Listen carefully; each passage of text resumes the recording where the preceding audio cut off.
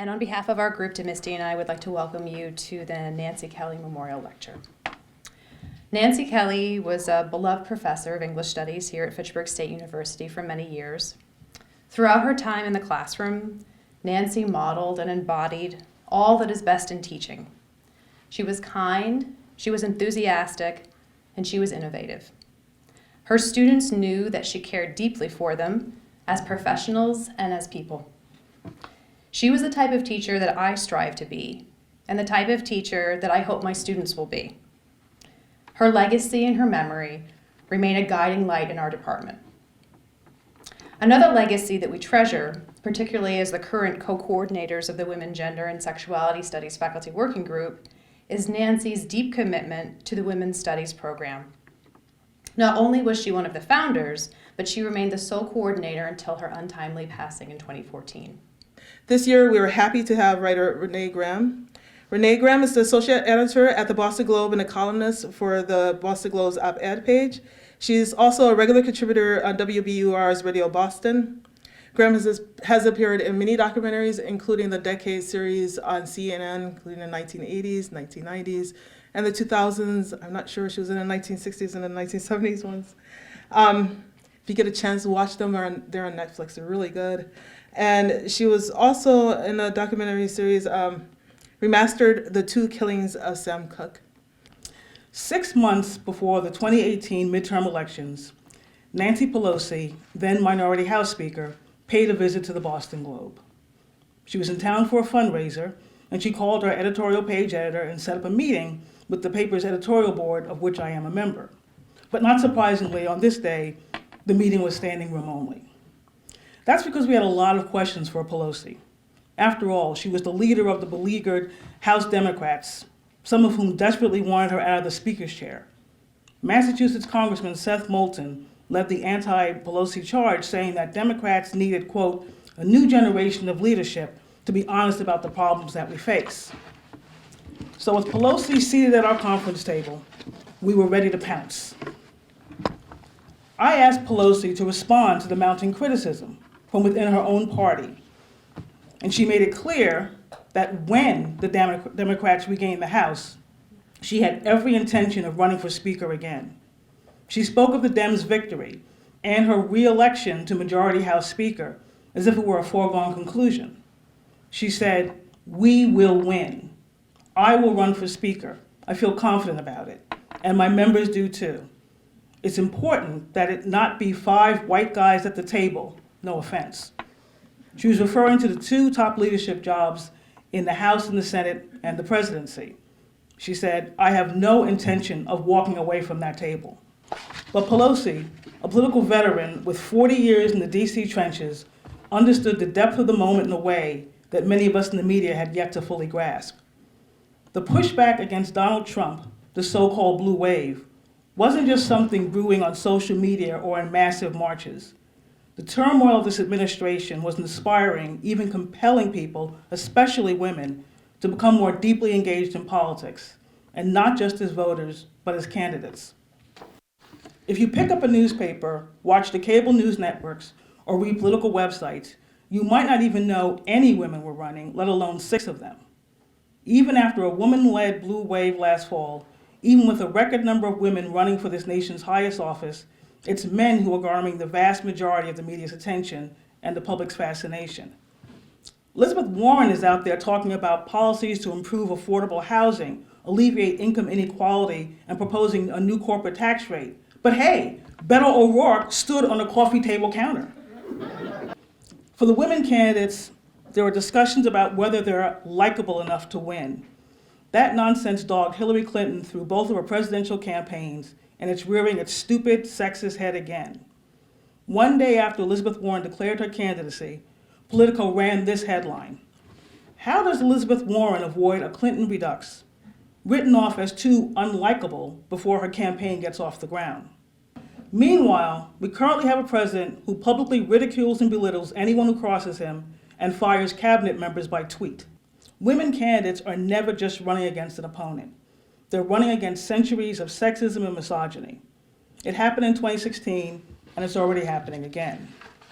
If I learned anything from Pelosi's visit to the Globe last spring, It's not to assume you know the outcome in politics. No one gives you power. You have to take it from them, Pelosi famously said. For years, she's been pestered by questions about her likability and her ability to lead her party. In the meantime, all Pelosi has done is become the most powerful woman elected to office in American history, twice. Political change is glacial, but politics aren't static. What Trump's election did was jolt people from their political ennui. This isn't the time to sit on the sidelines. You need to have skin in the game. More than ever, women are answering that call. In 1972, Black Democratic New York Congresswoman Shirley Chisholm became the first woman to run for the party, for the nomination of a major party. She didn't get the nomination, but she lit a fire that still burns to this day. That same year, legendary singer Marvin Gaye had a song called You're the Man. But in it, he sings the lyrics, maybe we should have a lady president. Last November was historic and important. What we do next November, November 2020, may determine the welfare of this nation and the health of our democracy and its future. I believe that future is female. If the nation can focus more on policy than personality, if it can see beyond the 45 men who have been president, then that lady president won't only exist in an old soul song, but in the White House itself. Thank you.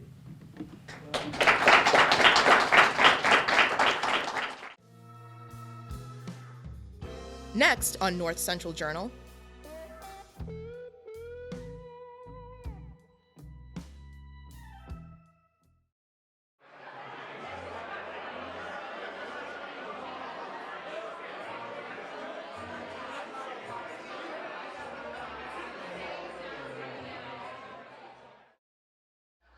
Ladies and gentlemen, the President and CEO of North Central Mass Chamber of Commerce, Roy Nascimento.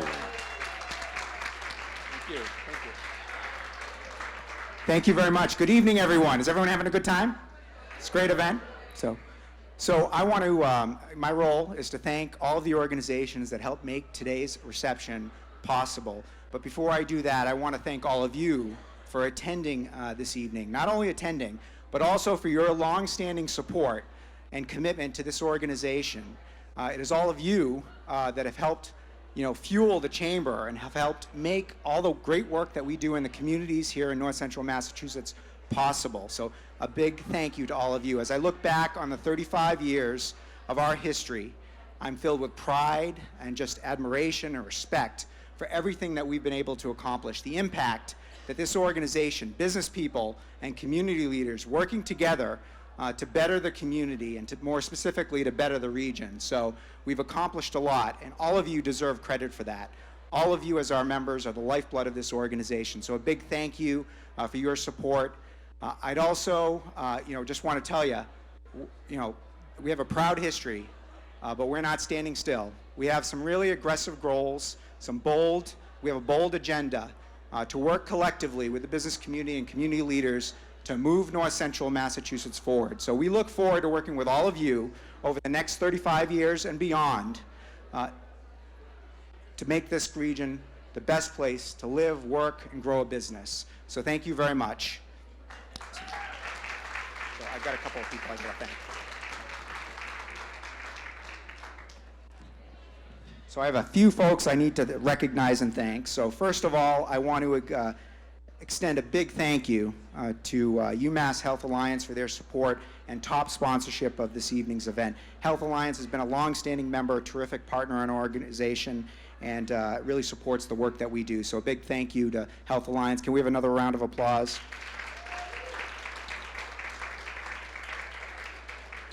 I'd like to acknowledge and thank our friends at Workers Credit Union for their partner-level sponsorship. Workers has been a member since the very beginning, since we were formed, and they are a big believer in our mission and an active partner. Thank you to Workers Credit Union. I know we have a number of their team members here today, so thank you for everything that you do and for your support tonight. Can we have a round of applause for Workers? I'd like to acknowledge and thank our supporting level sponsors, Congressman James McGovern and Clinton Savings Bank. Thank you for your support. And that's right, they deserve a round of applause for that. And I'd like to thank New View Communities for their contributing sponsor. About a round of applause for New View. Thank you to Matt Majikis and his business World Record DJs for providing the sound and entertainment for tonight. Thank you to Andrea Seward and Habakkuk Media Services for being our photographer today. Thank you very much, Andrea. Thank you to Auntie Ellen's Bakery for providing the cake and cupcakes. We'll be cutting the cake a little later.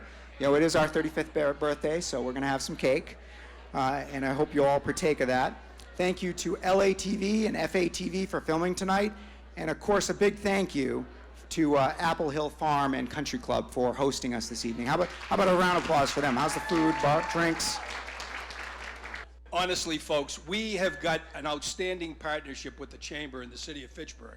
We couldn't be happier. By the way, if you're on Route 2 going west and you get off at Great Wolf, that exit, notice the beautiful sign there, and it's compliments of the Chamber. We really appreciate it. Let's give them a round of applause. And here's a citation from the city. Be it hereby known to all that the city of Fitchburg, Mass. offers its sincerest congratulations to North Central Chamber of Commerce in recognition of 35 years of prominent advocacy for businesses in our community. Your outstanding work helps small businesses prosper and improves the economic, civic, and cultural well-being of the entire North Central region. No truer words, folks. The entire citizenry extends its very best wishes, given this 25th day of April, 2019, offered by me, the mayor of the city of Fitchburg, Stephen L. DiNatale. Congratulations, Roy. I also want to I don't want to forget my former colleague and friend in the public service at the state level. There he is, Senator Steve Brewer. Thank you, Senator, for coming here tonight. And thank you all, folks. Thank you, Mr. Mayor. Appreciate that.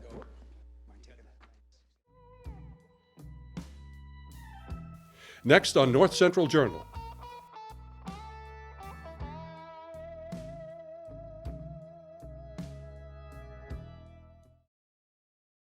I've known Devin now for 4 years, 2 as a coach, 4 as an administrator of Fitchburg High School. And, you know, the one thing I can talk about Devin is, you know, he's a high character kid. And it's always about the next guy. It's always about his team. And what I remember, you know, most about Devin is his tremendous work ethic. No one was going to outwork him. His competitiveness, his loyalty to family, his loyalty to friends, his loyalty to Fitchburg High School. He's a kid that just wants to compete all the time and get better. And what he does on the field also translates to what he does in the classroom. And that's huge, and these are huge characteristics that he's going to take when he goes on to college. That's going to enable him to continue to be successful. And I know he will be successful both in the classroom and on the field. Devin Deleon, wide receiver, AIC, class of 2023. I liked the family aspect that they had there for the football program. And for school aspect of it, I'm going for business. It's a good business school, I think. And I like what they had there. So I fit right in with the people there, and I just fell in love with it. I fit right in their offense, that's why they looked at me, so I like it a lot there. My name's Tom DiGeronimo. I'm the head football coach at Fitchburg High School. Because Devin, who Devin is, and he's a great kid, and he's liked by everybody, and you know, there was a lot of excitement for him, and it hasn't happened at the school in a while, and you know, I think, you know, he'll be the trailblazer, I know, for a lot of our players coming in the next few years, going on to play at the next level. But, you know, people were really happy for him. And like I said, he's you know, he's a great kid, and you're not going to find a better kid. Coach D sent out film to them first, and they hit us back.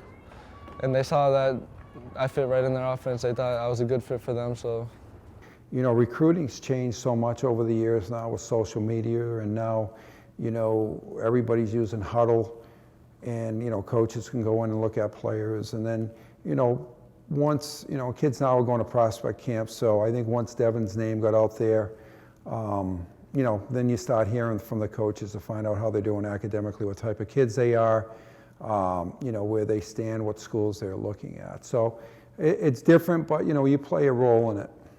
You know, they're a spread team, and Devin's played in the spread offense, and he's played both outside and inside receiver, so I think he'll fit. I mean, if they play him inside, he's a big slot receiver. They play him outside, you know, he's good size and has good speed. You know, I think he'll do very well there and fit into what they do.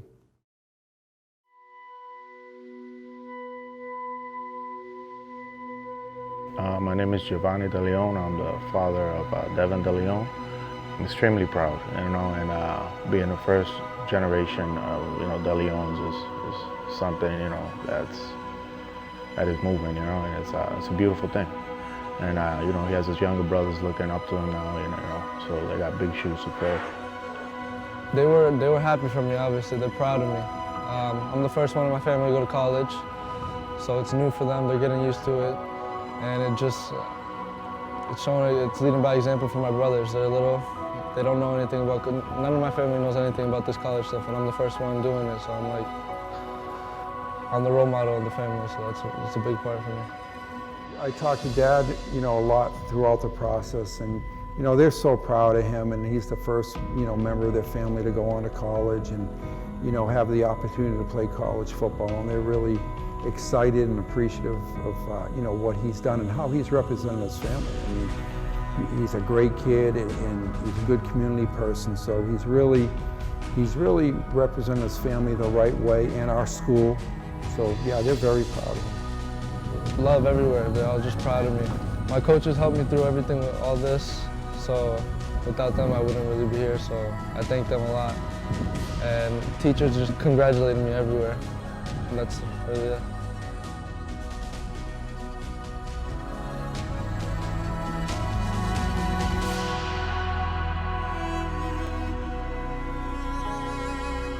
Devin's definitely grown, you know, he's grown as a football player, but the one thing that really sticks out with me is how he's grown academically. You know, when the whole recruiting process started as a junior, he knew that he had to ramp up, you know, his GPA, the course selection he was taking. He was really challenging himself. You know, he's taken advanced placement courses now, honors courses. So this is really, you know, you know, what we try to tell our kids is the work ethic they do on the field has to translate into the classroom. And Dev's a prime example of, you know, of that and what our message is to our players. It's something that we always spoke when they were younger, you know, through sports, you know, it can open up a bunch of other opportunities. School is definitely a priority, you know, and sports help them get to that opportunity, you know, and like I said, it is an opportunity, and it's something that he has to still go at it and go for it and finish. Hopefully it's going to give me the opportunity to succeed in business or whatever I want to do. It's going to give me that piece of paper I get at graduation. It's going to benefit me whatever I do, whatever job I need, whatever I'm going to do. So hopefully it leads in success. There's so many opportunities with football, you know, because it's such a numbers game, and if our kids can use football to help them get their education, because at the end of the day, your playing day is going to come to the end. So, you know, you need to have an education to fall back on, and I think it's got other kids excited who normally might not have thought they could play at the next level, start thinking about that.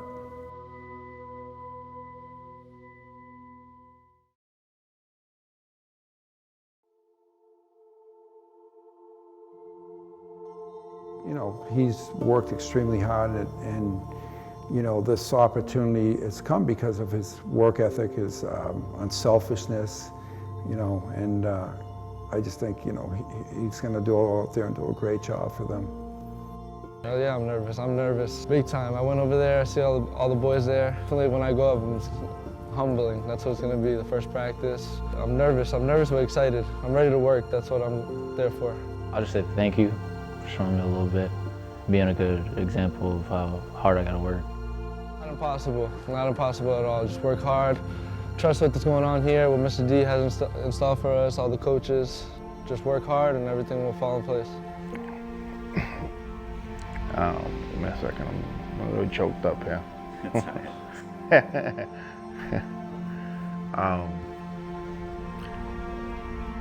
I've always played sports with them since it was small, you know.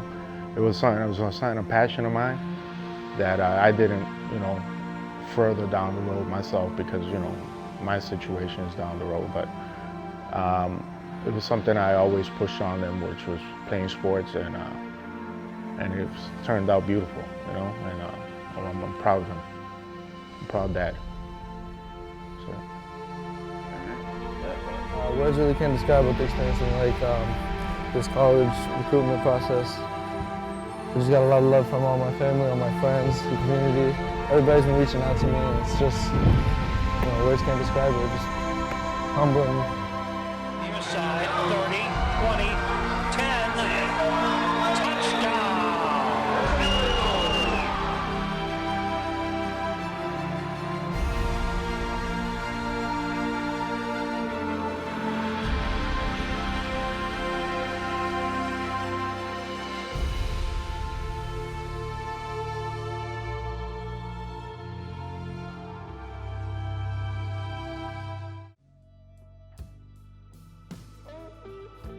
Next on North Central Journal.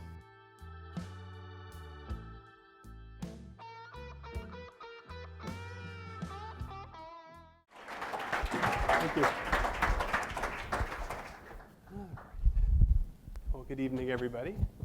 And thank you, Julia, for being here. Oh, thank you for having me. You're welcome. So I have a list of questions that's way too long. The print is not big enough, so I'm going to try not to look like I'm reading from a book. But basically, why don't we just get started? So, Julia, we know you're from Falmouth. Whoa. And I was curious, how does your being from around here inform your life out in Hollywood? Well, does that work? Can you hear me? I think you're once a New Englander, always a New Englander. And there are quite a few of us out there. My agent, in fact, happens to be from Andover, which is just a funny coincidence. But I think, I came from a world where I grew up loving books. I didn't know anyone who worked in Hollywood. I didn't know any screenwriters. So my love of writing and words and stories came from this other place, which I think is sometimes a little bit of a difference from some of the other people in my field. And it's kind of a fun calling card. I grew up loving TV and movies, but having no idea what it meant to create those things until probably around college when I started to get more of a sense of it. So I like to think that I come from a certain New Englandish literary background that I think probably informs the way I see things and the way I do what I do. So when you're out there and there's a large number of New Englanders, does that form any sort of tribal aspect to things? Definitely. We know what to complain about collectively. We know what to talk ad nauseum about. Like, we're still getting used to the weather, and we love it out there, but we miss home. And yeah, I think it's fun. LA is a city of transplants, and almost everyone is from somewhere else. So when you meet people from a particular part of the world, it's a nice way to connect. So in regards to your kind of finding your calling in screenwriting, can you tell us a little bit more about that evolution from love of books, love of writing, to this career that seems to be taking off at a very rapid ascent? Oh, thank you. Well, I always loved writing. I was someone who just always sort of knew what I loved to do most.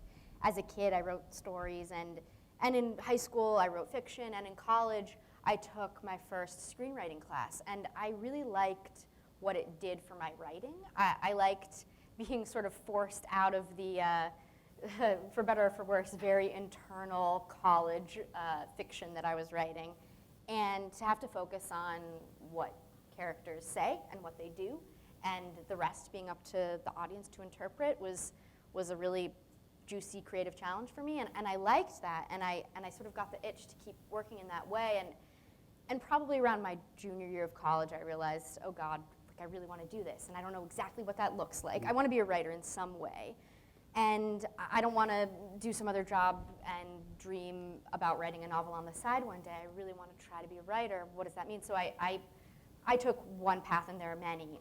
I applied to grad school, and I got into USC, and so I moved to LA, and that sort of started my formal sort of training as a screenwriter. And then after that, you know, I worked really hard on focusing on a portfolio of work, which is something that the academic path offers you, is a sabbatical of sorts from the real world where you can focus on your craft and hopefully finish school or whatever period of time you set aside for that kind of pursuit with something that is a sample that you can use, and that's what I did, and then worked as a writer's assistant in television as I was learning about that parallel but very different track too, and found that I really like writing characters and dialogue, which is very much the sort of realm of the TV writer oftentimes.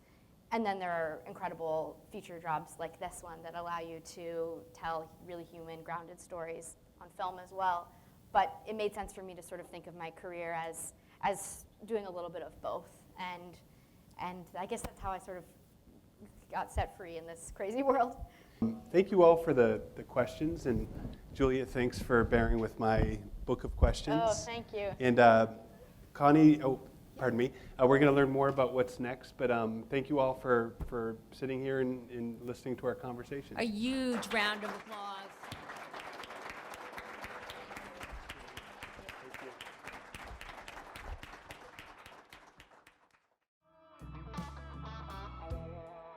Coming up next.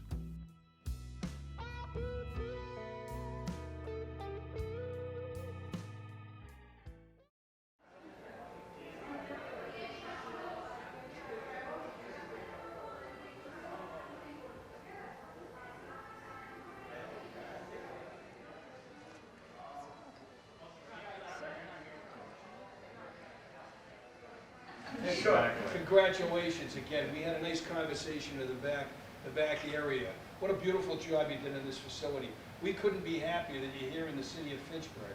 Thank you so much for choosing us, and we're definitely not going to disappoint you. I'm sure you won't disappoint us. This is from the city of Fitchburg. Be it hereby known to all that the city of Fitchburg, Massachusetts hereby offers its sincerest congratulations to Energized Fitness. Awesome. In recognition of your grand opening and ribbon-cutting celebration at 245 River Street in Fitchburg, Mass.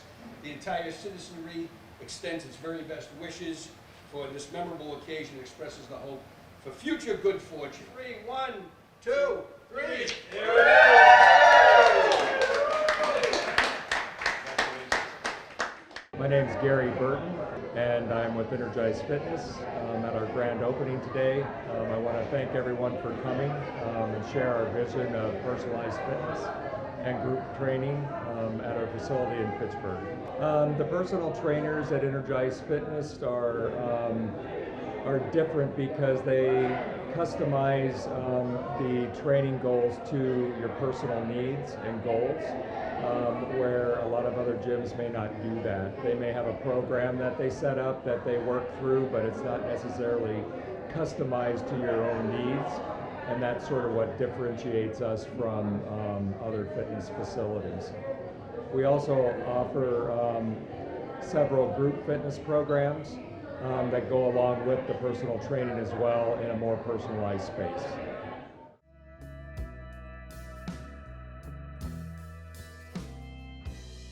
Thanks for watching North Central Journal. Join us again next time for more of the stories from your community here on Fitchburg Access Television.